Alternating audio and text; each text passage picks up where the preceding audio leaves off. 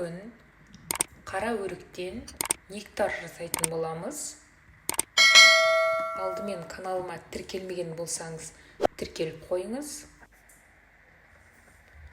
Өріктеріміздің осындай сүйектерінен ажыратып аламыз.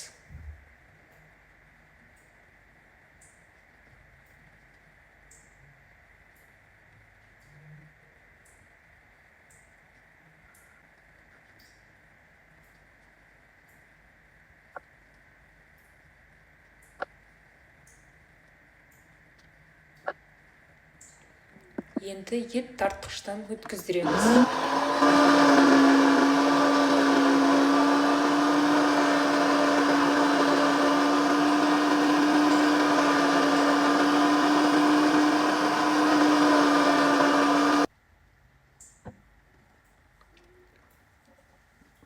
Өрігімізді, қантымызды, суымызды құямыз.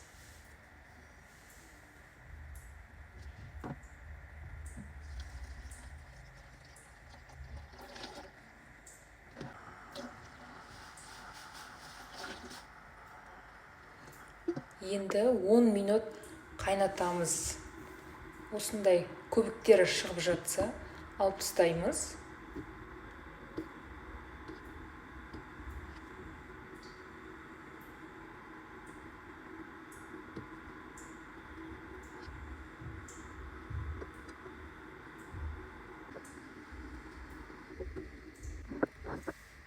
Енді 10 минут қайнаған нектарымызды осындай ситадан өткіздіріп аламыз.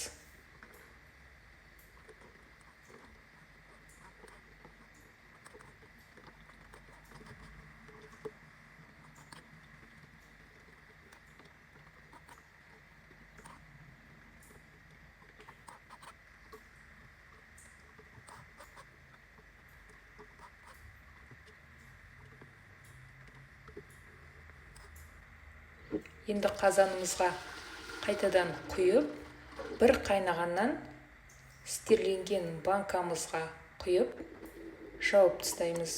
Осы жасаған рецепт бойынша 5 литр нектар шығады.